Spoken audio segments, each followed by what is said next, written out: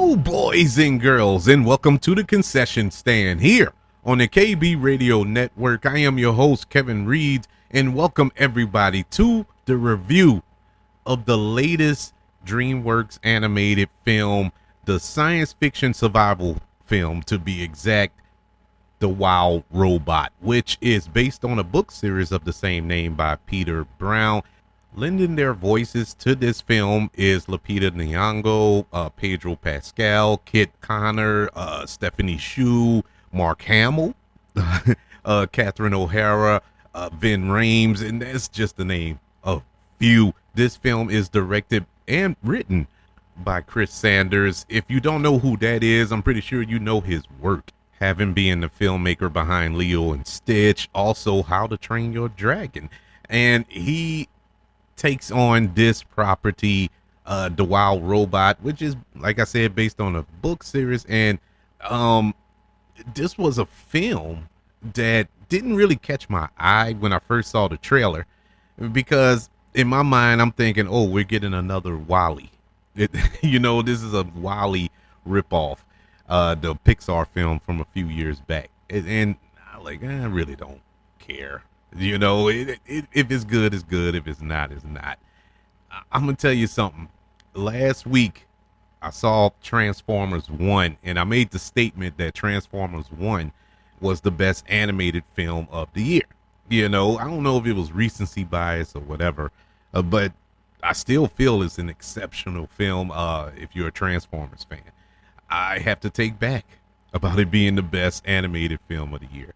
The Wild Robot is amazing. And mind you, this is the same year where we have Transformers 1, where we have Inside Out 2, which was incredible as well.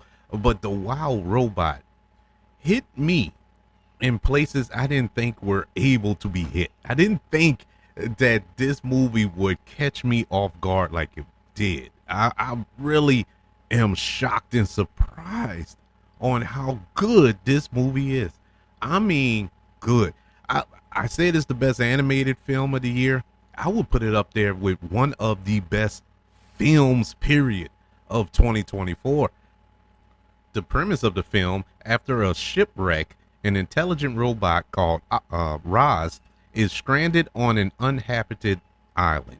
To survive the harsh environments, Roz bonds with the island's animals and care for an orphan baby goose. And this sounds so kiddie. It sounds so simple. It sounds like a little, yay, something that you will see on Disney Plus or, one of these little streaming apps or something like that. But this is far more greater than that. It has so much heart. It is, how Pixar films, all the Pixar films hit you. I mentioned Inside Out 2. Inside Out 2 earlier this year made me cry like I don't know, like a teenage girl. It's just it touched me because a lot of the stuff that Raleigh, the character in that film, was dealing with was stuff that I can recognize, and I can recognize in my daughters, and it really touched my heart. And I didn't think a film can do that. Another film can do that in such a short period of time. And The Wild Robot did that for me. This film had so much heart, and all of the emotional beats, all of the character arcs, they're earned. They're earned by the end of this film. And it's not done in a clownish, childish way, like, oh, all of a sudden, okay, I'm gonna change. It's none of that. They take the cheap route because it's a movie aimed for kids, thinking that kids don't have the brain capacity to handle anything heavy or anything like that. There's some heavy stuff in this film, and this is one of the reasons why I'm championing this film. A movie is good if I'm sitting here trying to promote this movie like this. And the reason I'm promoting this movie like this is because I'm scared that it's not going to do good at the box office. I'm scared that a lot of people are not going to see it, and I believe this movie should be seen by everybody, not just kids. If you have kids, definitely go take them to see The Wild Robot. If you don't have kids, go see The Wild Robot. It is something for everyone. It's not a kid's film. It's not a family film. It's just a film that everybody can enjoy. And you don't get movies like this anymore. And it's a breath of fresh air when you get movies like this. It's I'm telling you, it is mind-boggling. I left out like, my God, did I just see that? What did I do right in my life to deserve the privilege to watch this movie? That's how that's how I felt when I left out of this. I mean, it is beautifully made. Speaking of beautiful, the animation is beautiful in this film. Definitely, Pixar. They do beautiful animation too, but DreamWorks is probably Pixar's stiffest competition when it comes to animation. They really stepped it up here, because this, in the past, I like How You Train Your Dragon and Shrek and Puss in Boots and all that good stuff. Yeah, all that's good, but it's like they just turned it up to 11 on this film with the animation style. I mean, photorealistic to a certain degree with a lot of the shots in this film. Really good looking. The look was great, but the voice acting was even greater. The lead here, Roz, the robot, who is voiced by Lupita Nyong'o. If I didn't know it was Lupita Nyong'o, you couldn't have paid me to tell me that it was Lupita Nyong'o voicing this character. Such an excellent job as this robot, machine. It's a machine. And throughout the course of this film, this machine, non-spoiler review, of course, but this machine grows human emotions, real emotions, and it's earned. And her voice acting here is so good, that made you, cheer for this character, made you connect to this robot. It's a beautiful thing to listen to and to watch.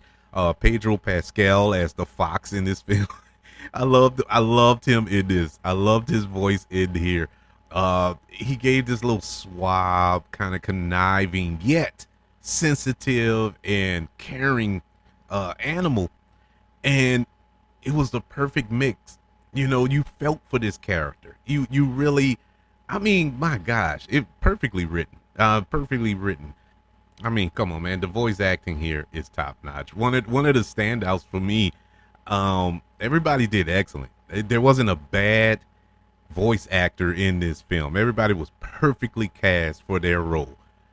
They really took the time and got the right people for their character. But the one that really stood out, and they're not in it long, is Vin Rames as a Hawk. I think he is, and he's. I loved it. It was like one or two scenes he was in, but his presence alone, his voice, Vin Rames, he got that deep baritone voice. He shined as this Hawk. He absolutely shined. If I have a flaw in this movie, it's the fact that that character is not in the movie enough to me. But it was great to hear him out in this film. I have absolutely no gripes about this movie. None. And I've been thinking about it for 24 hours. I waited to do this review because I didn't want to do the recency bias thing. I wanted my emotions to kind of settle and actually come at this in an intelligent manner. And I still feel the same way, I still feel the same way. This is one of the best films of 2024. All right, not just animated, not just family film, best films of 2024.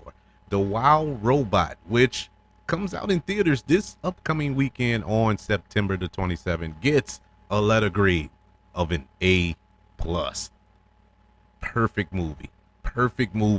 I don't care if you're 2 or 200, go see this movie. It is for everybody. It's so emotional. It's so much more I want to say, but I don't want to spoil. And it was tough to get through this review because it's so much I want to talk about. But I'm telling you, it's worth every penny you're going to spend to go check this out. I know all of you out there who has 20 kids and you don't want to bring them all to the movie because that's about $200 you're gonna have to spend at the theater. But I'm telling you, it's worth it. It is worth it.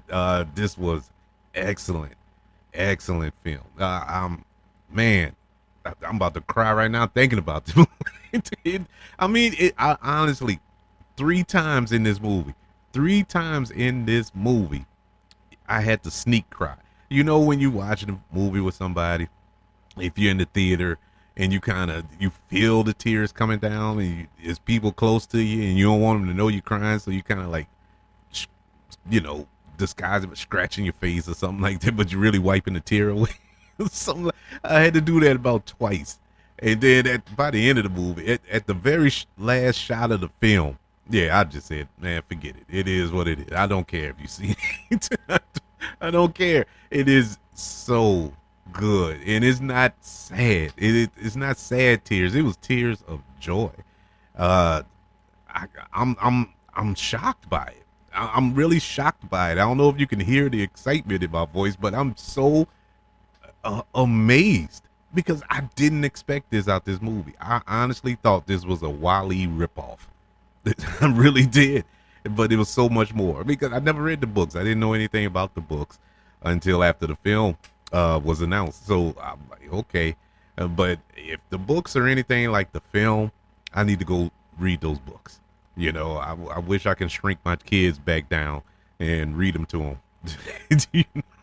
Because this is great. This was a great character, great all the characters, man. Not just Roz, but Brightbeak, the geese, Pedro Pascal's character, the fox, all that. I mean, my God, great job all around. But I would love to know, are you planning to check out The Wild Robot? It is worth it. Please go support this film. Go in the theaters, sit down, and enjoy this film. I highly recommend it. But you can let me know if you plan to check it out by emailing the show, kbradiopodcast@gmail.com. You can also let me know on all social media platforms. Just search for the KB Radio Network. We are everywhere, including YouTube. Subscribe to the KB Radio Network channel on YouTube and like this video if you don't mind. Also, don't forget about the 5 stars, the reviews, and sharing this show if you're listening on Apple Podcasts, Spotify, iHeartRadio, wherever you're currently listening to the concession stand here on the KB Radio Network. Everybody, thank you for joining me for this review of the science fiction animated film, The Wild Robot. Want you all to know that I love you, continue to love everyone, and until we speak again, you all be blessed.